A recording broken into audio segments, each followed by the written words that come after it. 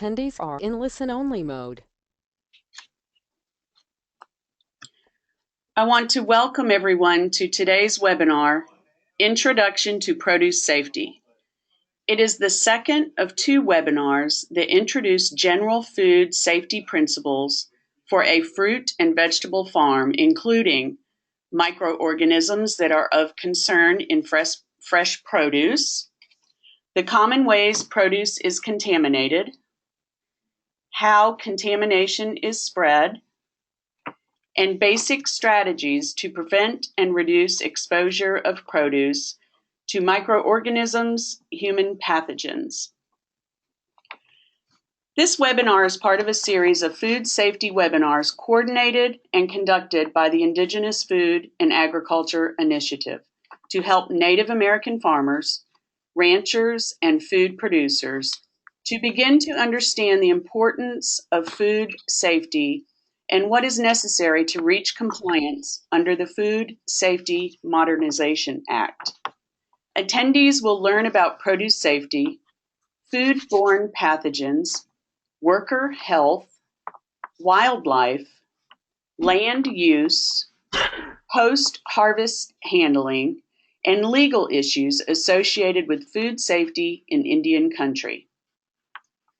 This series is part of a twofold effort to reach producers and food businesses. The IFAI, Indigenous Food and Ag, will soon launch a series of two-day in-person events in regional locations. Stay tuned to our website at indigenousfoodandag.com for the announcement of these hands-on trainings. The in-person grower training events will result in the award of a certificate. The webinars we are hosting will help prepare you for understanding these issues and will help prepare you to participate more deeply in the grower training events. We will not award a certificate for the webinar trainings. We merely are trying to broaden knowledge of the important principles that will be covered in the two-day grower training events.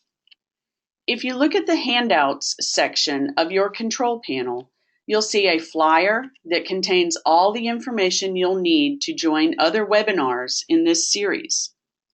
You'll also find the slideshow being presented today and a list of approved sanitizers that was discussed in the previous webinar that you can download and keep for later reference. I also invite you to visit our website at indigenousfoodandag.com, where you will find more information about our food safety trainings, downloadable copies of the presentations, and archived videos of the completed webinars. The materials we are using are part of Produce Safety Alliance approved training. The issues we will cover in business practices, microbiology, and legal issues are additional information our experts think is important to have access to as a grower.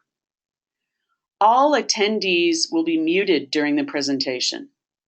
Attendees should use the control panel to raise their hands, or you can also submit questions using the questions dialog box.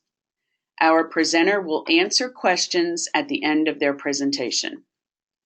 Today's presentation is possible through a 3-year cooperative agreement between the U.S. Food and Drug Administration and the IFAI to provide Native American outreach, training, technical assistance, and education to ensure compliance with the Food Safety Modernization Act. Our work is part of broad efforts we will undertake to provide outreach, training, technical assistance, and education on food safety issues. I'd like to introduce today's presenter, Dr. H.L. Goodwin, the Senior Economist at the Indigenous Food and Agriculture Initiative.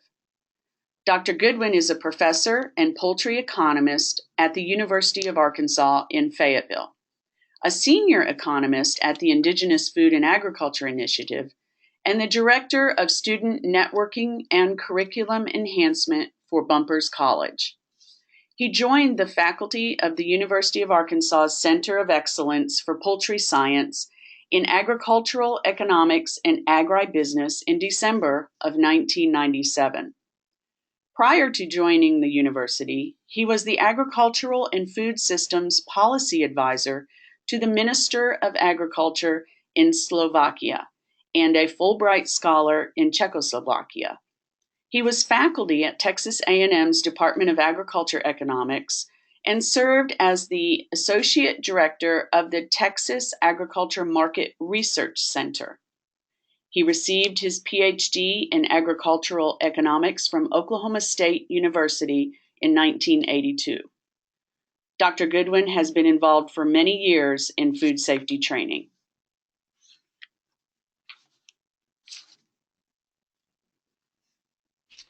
Well, good afternoon. Thank you for joining us.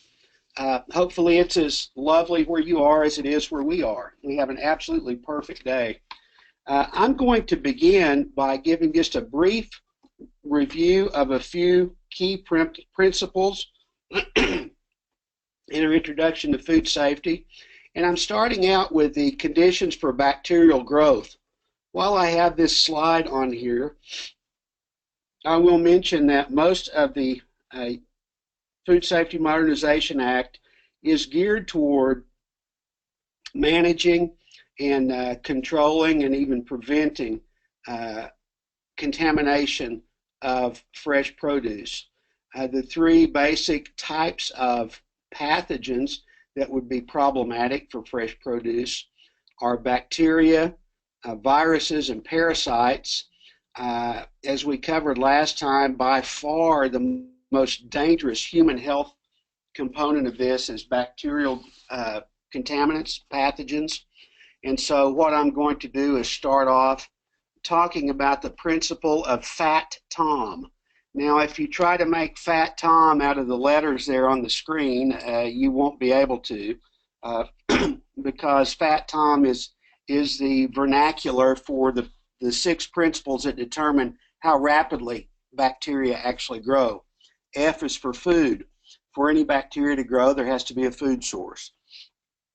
That means some source of nourishment for the bacteria.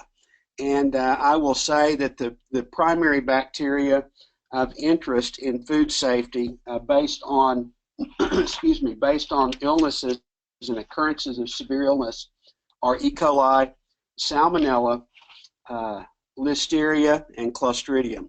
So there are others that occur that are severe, Campylobacter and others, but those are the 4 predominant ones. So F is for food. You see the pH square there. That is for acidity level. Most pathogens thrive at between 6.5 and 7.5 pH. That's neutral, but they can grow in slightly acidic conditions, even down to 4.5.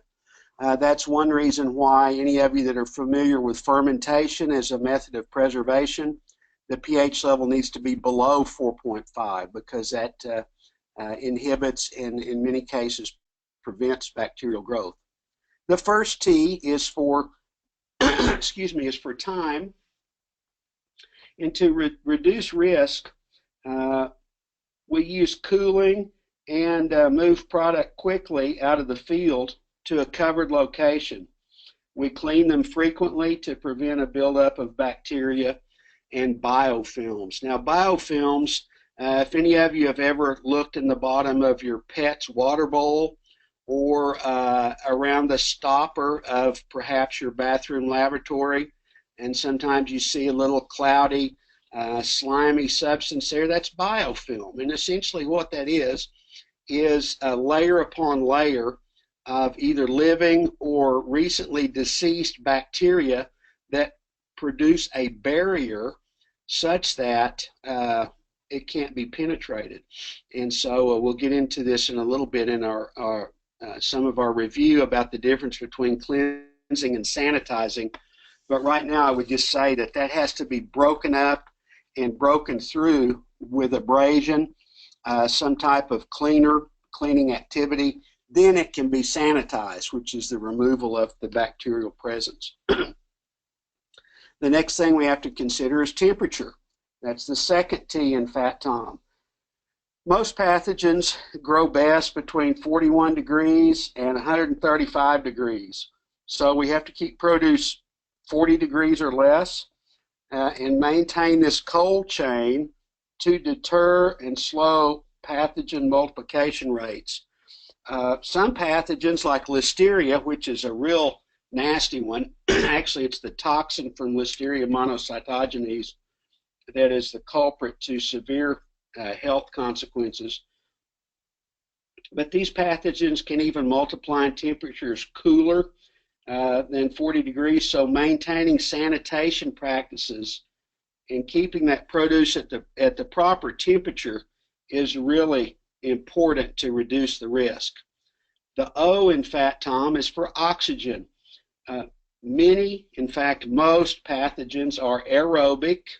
In other words, they need oxygen to grow.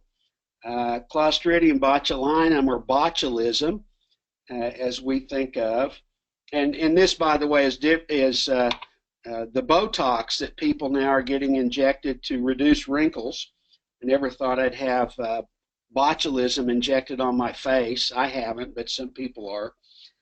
That does not grow in the presence of oxygen, and so it's typically associated with canned foods. Many of you grew up hearing your mother or your grandmother warn you, never buy a dented can, because the feeling was that could have compromised the what was inside that can. Low acid foods are another problem with that. So canned foods that don't receive adequate thermal processing can cause and result in botulism. And the last M there is for moisture. That's your water, and it's actually active water. Any water is essential for pathogen growth, and you have to control water, the presence of water, whether it's standing water in your packing environment, on food contact surfaces, on produce going into cold storage. This needs to be kept as dry as possible to reduce those risks. Let's leave that slide up there just for a minute and talk about some food safety challenges. Well, actually, let's go to the next slide.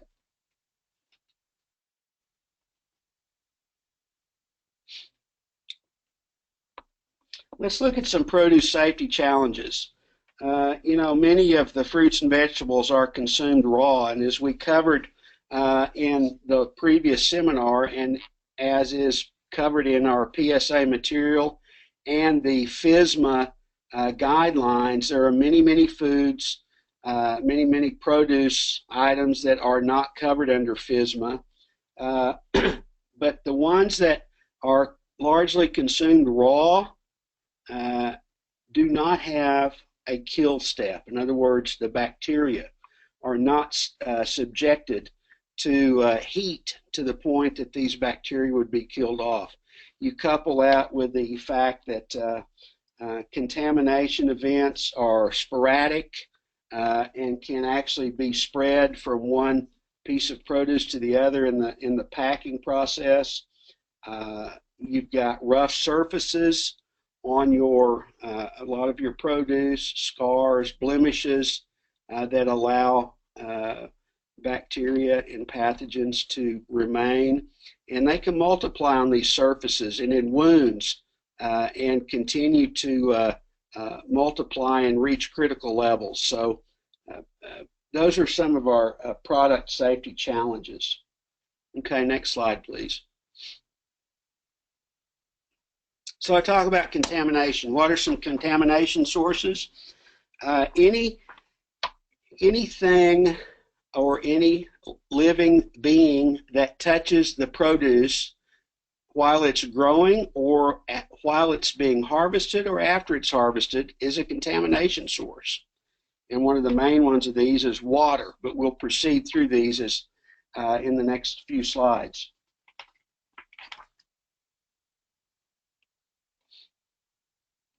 Okay, next slide, please. Humans are a big culprit. Workers spread pathogens. Why? They don't properly wash their hands. They don't have adequate training on how to wash their hands. They don't use the toilet facilities appropriately. There aren't enough toilet facilities present, or they're in inadequate toilet facilities. Many people that work in the produce industry need to work, and they'll come to work while they're sick or injured.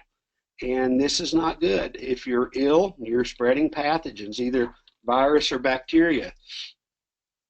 One thing you need to know is that any injury that results in any blood, period, contacting fresh produce, the produce must be disposed of, the entire area must be cleaned, and the worker must be removed from the work, and his wounds dealt with, and if there's something that will be continue to be open and problematic, they need to not be working at that time. Okay, next slide. What about animals? You know, wild animals, domestic farm animals, even pets, and maybe I might say particularly pets, as much of the produce is grown in areas adjacent to population centers. Pets are a problem. They enter the fields, they do their business, and that area around the feces, or where they've urinated, or where they've chewed or grazed or whatever, in the case of wild feral hogs, the rooting of that, rooting by armadillos and other presence of other vermin, this contaminates your produce, and it must be dealt with. Direct fecal contamination has to be disposed of. You know, these areas have to be cordoned off and not harvested.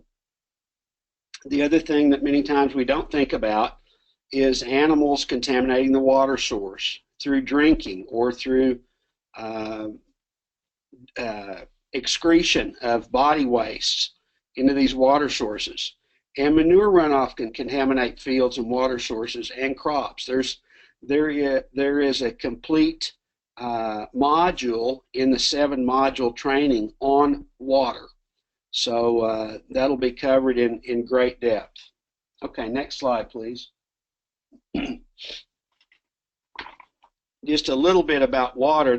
They're production water and post-harvest water, and these are separate sources. There's great detail, as I said, in these in the water element of, or the water module of this training that goes into exactly how water must be tested, how water must be controlled, what types of water can be used when, and then of course there's the unexpected events like flooding and runoff that we have to be aware of. And those of us that are in the produce business have to pay attention to this and comply with these FSMA guidelines in order to meet requirements of the produce safety rule. And so that's just very quickly something about water. Let's move on to soil.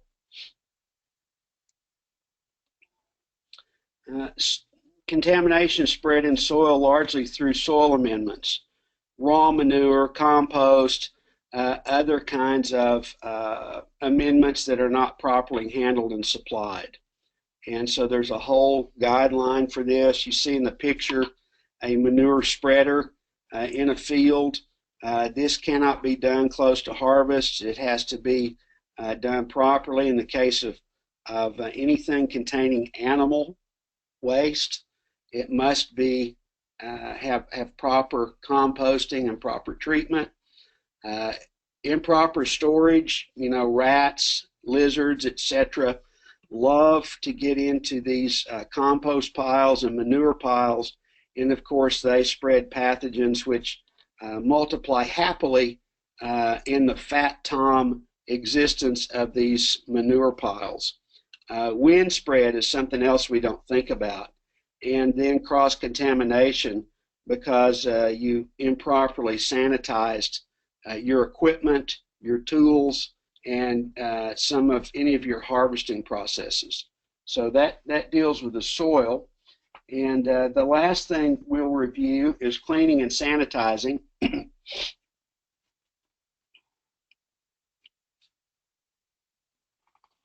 Well, I'm sorry, we need to cover surfaces, equipment, and tools.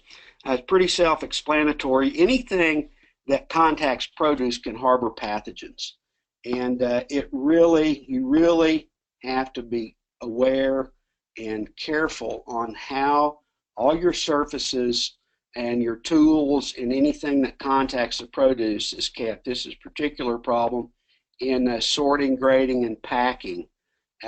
You have to have facilities have to be managed. Any place where vermin could be harbored, weeds, bushes, etc. This all needs to be cleaned out. Standing water, any kind of trash or debris that you have around the packing house is a real problem. And this is just something that cannot be overemphasized.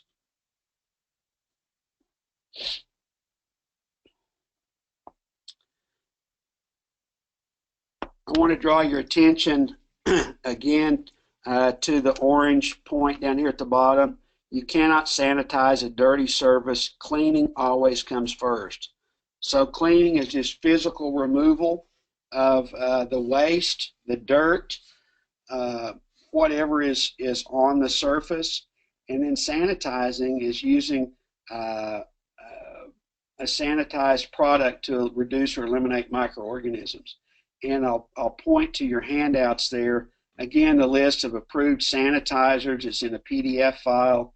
This was compiled by Purdue University's Extension Service. It's quite complete, very thorough, and you will find that very helpful. Okay, so that briefly is our quick review. So now to start out today's part 2, I can't emphasize this enough. Produce safety is totally dependent, and it begins and is dependent upon the grower. And we're going to, there is a complete section in the training, Module 7, on developing a farm food safety plan specific for your farm. To how do you support implementation of food safety policies? So this, again, the safety of produce depends on you and every person that works on the farm. We will have a module that talks about worker training, worker safety, and record keeping, and so that will be very key. One of the things that's important, and that's at the end of this presentation, is the record keeping aspect. So training and record keeping and being consistent is key. So what are the steps toward food safety?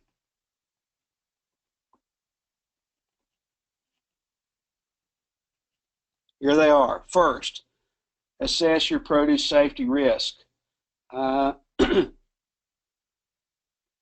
every farm's going to be different. You have to look at your operation, figure out what the biggest risks are, and minimize those first. If you use surface water, for example, for irrigation, that is your biggest risk.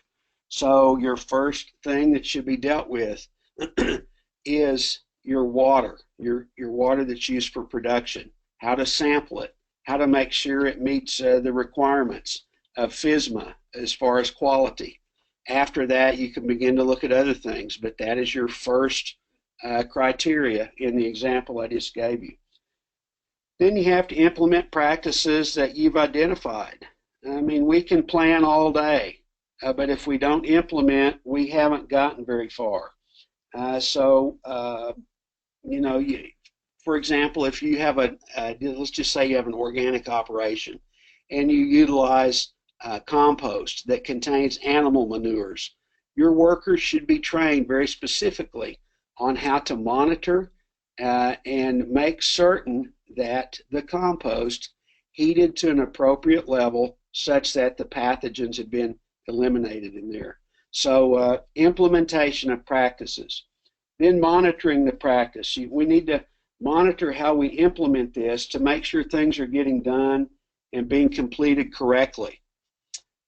If we find something that's not going according to plan, we need to take some corrective actions. How to fix a problem that you identify and correct it so that it doesn't keep recurring. And then the final step, keep records. Records. They are your protection, your insurance, your assurance that you are working toward a reasonable produce safety plan and implementing the produce safety rule. This has to be done so that these produce safety rule requirements can be documented that you've met those. Okay, let's go to the next slide.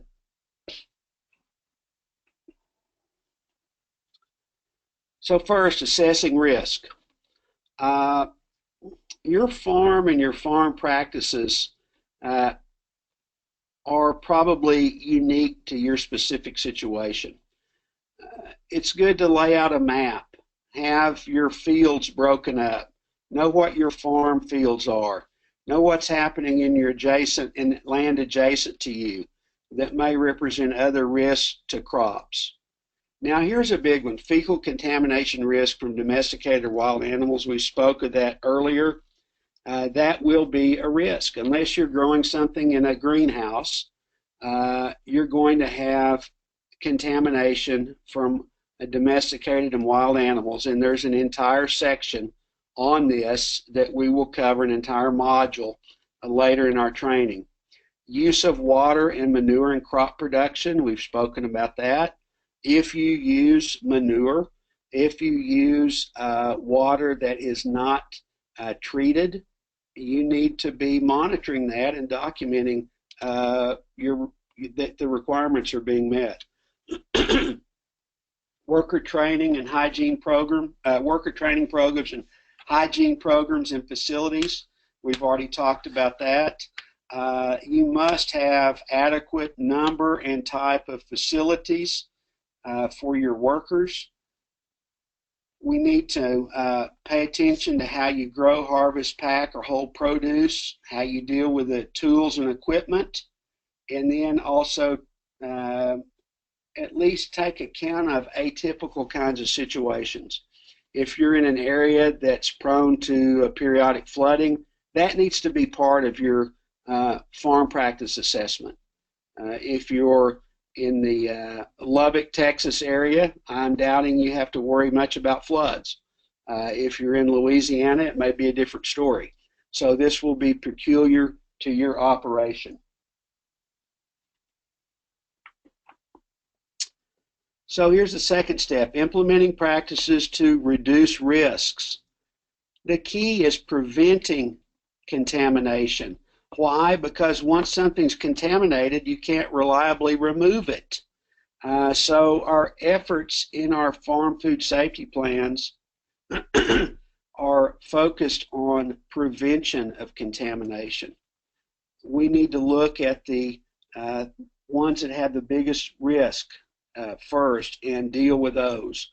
We may have to modify current practices, get different training for your employees. It may require some capital investment. Here's the good thing, you may already be doing the right thing. That would be a wonderful thing. Ask for help and seek training if you're unsure. And again, I'm going to say and put in a plug for our produce safety rural trainings for the growers and our train the trainer trainings that we'll have for those who will be actually teaching, doing in-person teaching. We are committed to investing a day of time in the produce grower training. We'll have one day for the certification of that you had attended the PSA curriculum. The second day, you will actually sit down, and there'll be professionals present to help you write a food safety plan. And Module 7 covers the food safety plan. So what we'll do is Modules 1 through 6 will be covered in day 1. Module 7 will be covered at the end of day 1, and then at the beginning of day 2, there'll be a slight review on Module 7, and the farm food safety plans then will be written. And these will be written for your operation. You will write them, people attending, and write those with assistance of produce professionals, microbiologists, people that are in the industry that do this this type of training, extension agents, and so forth. So it's important to get these farm food safety plans written. Okay, Sandy. Good ag practices, GAP. Many of you have heard about GAP training. The curriculum that we're going to be going through focuses on GAP training and provides information on how growers can comply with FSMA safety rules. This is very important. This GAP training has been going on for some time in different areas. The PSA training is not the same as the GAP training. It incorporates many GAP principles, but this PSA curriculum is designed, again, specifically to meet the requirements of the Food Safety Modernization Act. And you can see some of the things that will be covered in this curriculum. I've already gone through several of these, and so that's just another picture of this. You know, it's if you see something frequently enough, we'll remember it, and so that's the concept here: is frequent exposure and training on these kinds of activities. Let's look at standard operating procedures.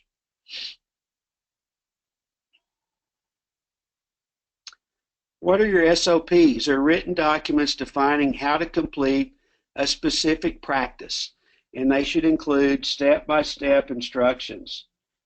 Think of an SOP as like a recipe card. Any of you that may bake or watched others bake or cook, it's a step-by-step instruction on how to complete a task that needs to be done for food safety.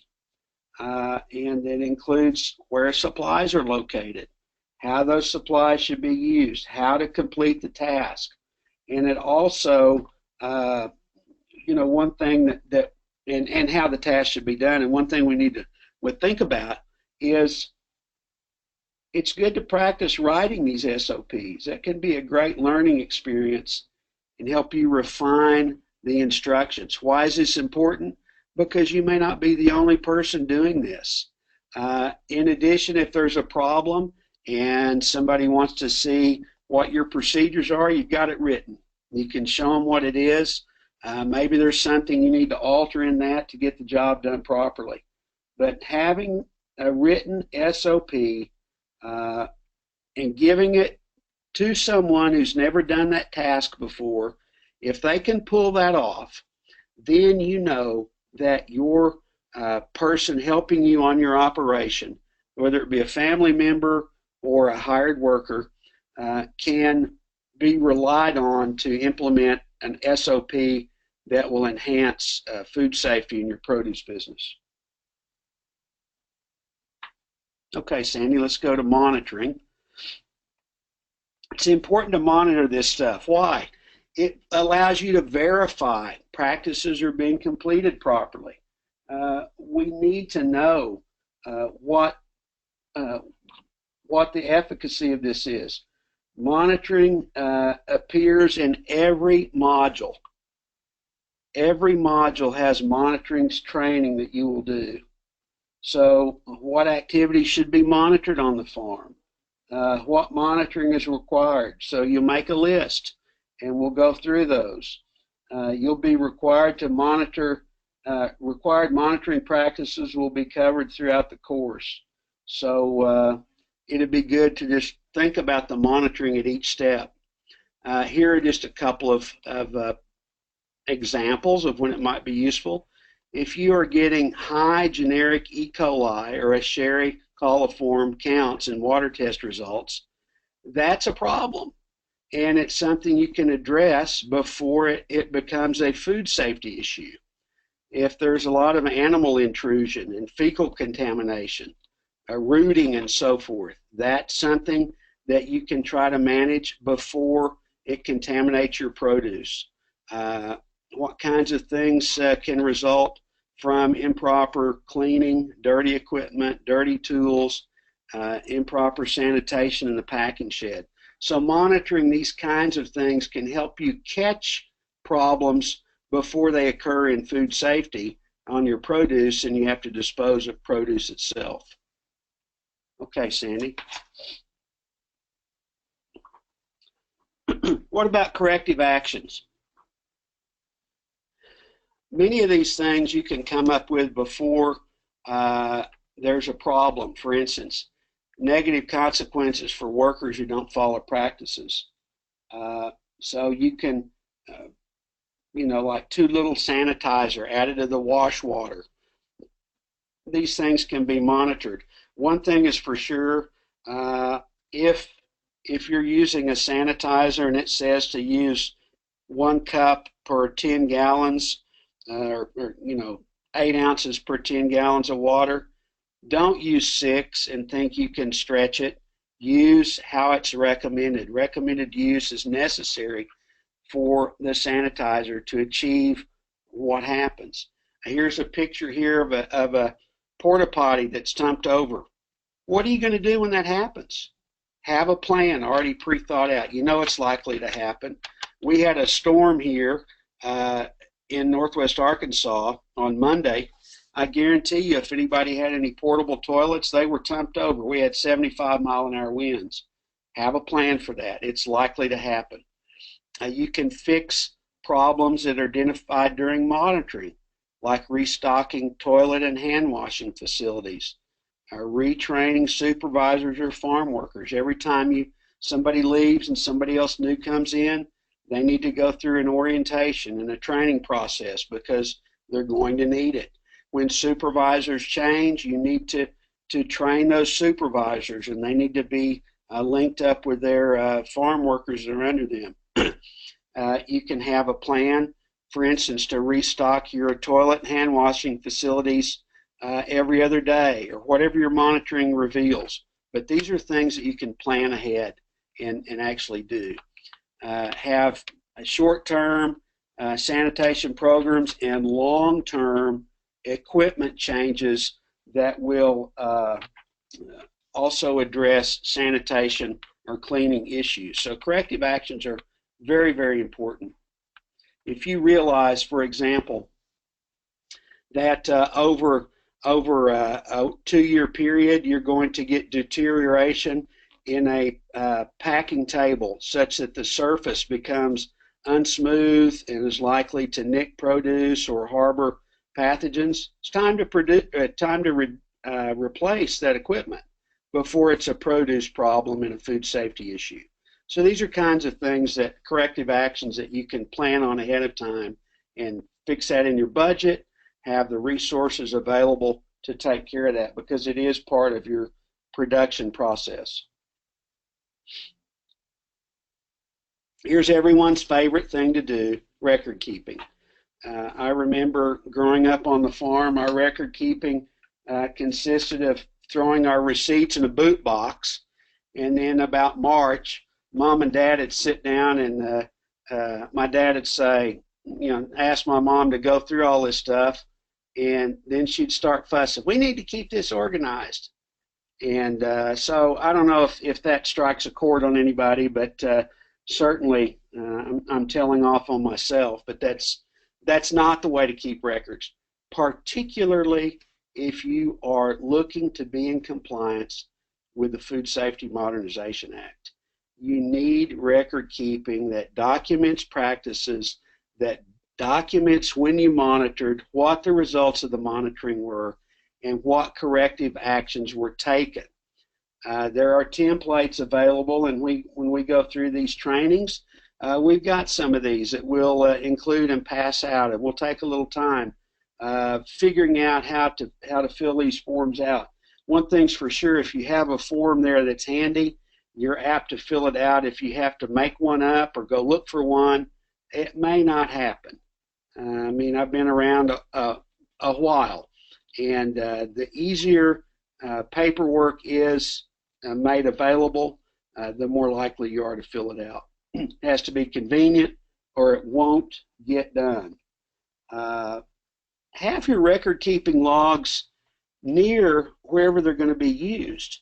I mean, don't keep your monitoring log for your packing, your packing monitoring in your home office. Have it there in the packing on the packing floor. So keep things where they're going to be used. If it's way off from where you're using it, you're apt to forget it, leave it, ignore it, or something. Everything has to be dated and signed. Everything has to be reviewed, and it has to be initialed by the person that's reviewing it. And all records have to be kept for at least 2 years.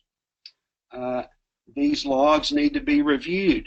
If you change supervisors and there's someone different filling the log out, and you're the one that signs off on it because you're the one that's had the produce safety rule training.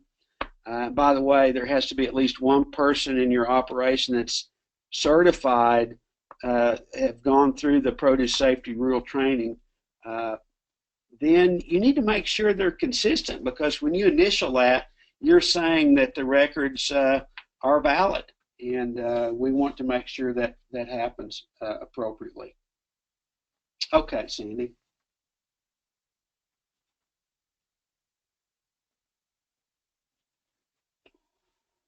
What are the benefits of record keeping? Here's the main benefit. You can verify that you did things the right way. It ensures you that everyone is sticking to your food safety policies. I can't imagine being a produce, having a produce operation and not following some produce food safety plan, and then have a problem with someone's health because I didn't verify that the practices were done properly. We don't need that. You don't need that. So, keep these records up. It also allows you to look for trends and outliers, and pick out problems that might be occurring. And, if you can do that, you'll be ahead of the game. And then also, there are regulatory requirements like this FSMA produce safety rule, and also third-party audits. Many of you will have buyers that require third-party audits before they'll take your product. That's not going to happen without appropriate records. So I urge you, I implore you to get used to record keeping. And like I say, when we give these grower trainings and the train the trainer trainings, we will have templates and forms that you can use for your record keeping activities. Okay, Sandy.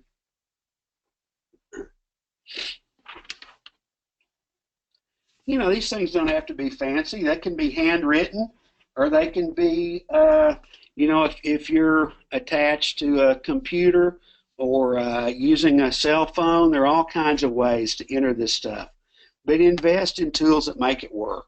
If you want to do it on paper, have clipboards so that you've got something hard to write on. Have your pens tied to strings so you don't lose your pen. You've always got the pen there.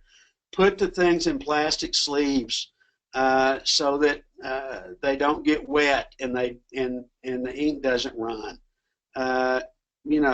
Use whatever you can to make sure your paper system works. And also, with respect to any technology, if you're technologically savvy, there are all kinds of templates that can be downloaded and used.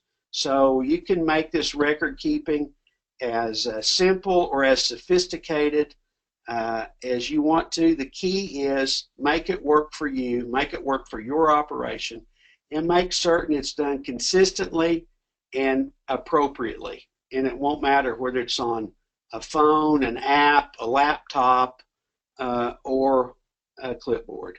Just make sure it's done consistently and properly.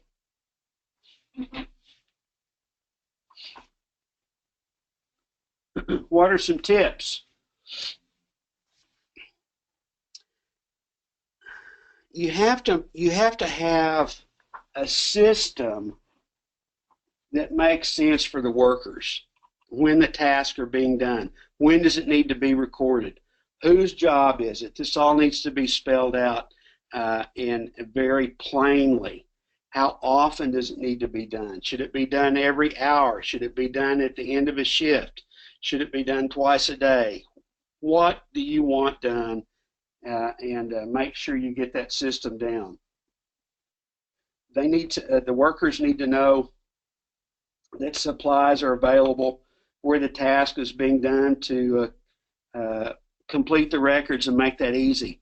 You know, pens and pencils are cheap. In fact, if anybody wants some pens or pencils, I have a box that probably has 20 pounds of pens that I've gotten at trade shows. I'm sure we've all got stacks of this stuff. So make sure our supplies are accessible and plentiful for our workers.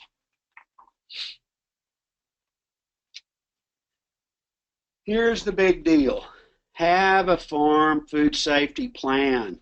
It gets you thinking specifically about your farm and your operation. And so when we complete these trainings, if you come to one of these, we're going to fill out one of these. I say we, you, with the assistance of the people conducting the training. And it's going to help you be organized so you can focus your time and your resources. I'm doubting that any of you went into the produce business so you could become a record keeper. So we need to just get organized. This is part of the deal. Have a plan, have it routine. It lets you document your progress, and it makes any third-party audits that are required by some buyers much easier. Now, a farm food safety plan isn't a requirement of the FSMA produce safety rule. So I want everybody to understand that. Farm food safety plan is not a requirement of the Food Safety Modernization Act, but it's a good idea. It just helps us have a plan that we can follow so that we don't miss things. There's so much that you have to do in a produce operation that a lot of times details like this on farm food safety could go undone and unnoticed unless we have a plan. So this is your protection. It's just like a pilot before they take off at the end of a runway. They have a checklist that they go through. And so just think of your farm food safety plan as a checklist that you go through before you grow your product, before you harvest it, and before you pack it and sell it. And go through that checklist that you have developed for your operation to guard and protect the food safety of your products that come from your operation. Okay, Sandy. So in summary, what have we talked about? Produce safety impacts your farm. What are we mainly looking at? Microorganisms. Which microorganisms? Bacteria.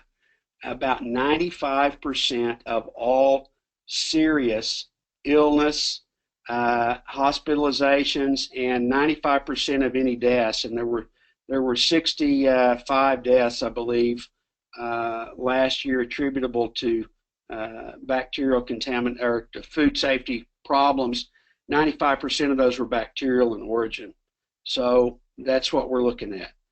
Your commitment is critical to success. I would say your commitment determines the success of your produce safety.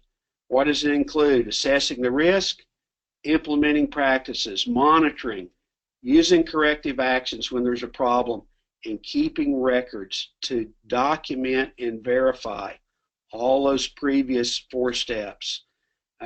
You've got to provide the resources to get it done.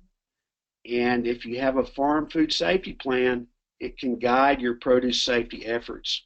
So this is the end of the new material in this particular particular presentation. Remember that these will be continuing throughout the year, and that we will be having a schedule of face-to-face produce safety trainings mounted soon on our website. I would say sometime in March, this will be toward the end of the month, this will be up.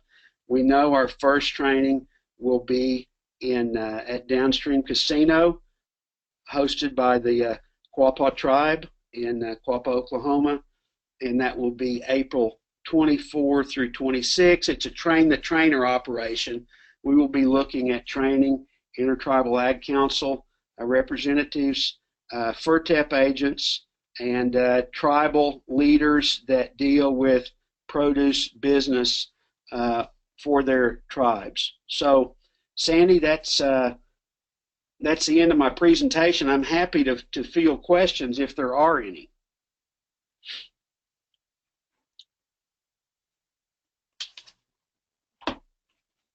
There are no questions.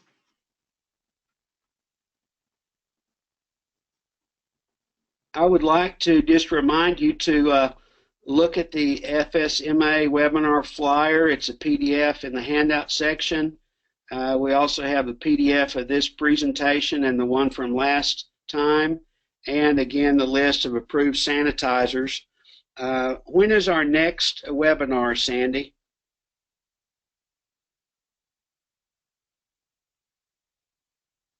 I believe it's April 13th, is that correct, on microbiology, or am I mistaken?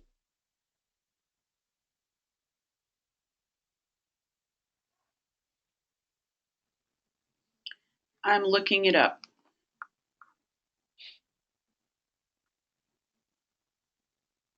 Very appreciative of those of you who were on this webinar, and I would just say, if you have specific questions, you can contact Sandy at Smartini, SMARTINI, at uark.edu, or myself at hlgood at uark.edu, or go to our directly to our website and contact us through that.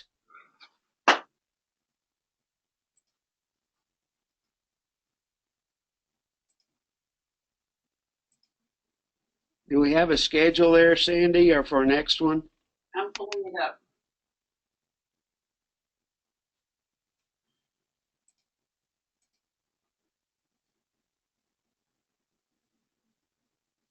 The next one is April 13th at 2 o'clock. Okay, perfect. So please let others know about this.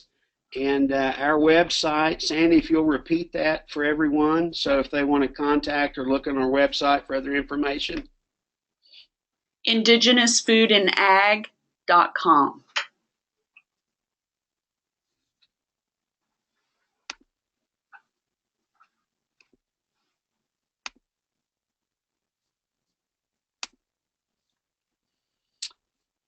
Okay, well, thank you very much. If there are no questions, we will let you go on about your day. We've kept this to just under an hour. We want to be conscious of your time restraints, and we look forward to interaction with you either through our website, through our email, in the next webinars, and for certain in our face-to-face training seminars that begin April 24th at Downstream Casino, hosted by the Quapaw Nation. Thank you very much.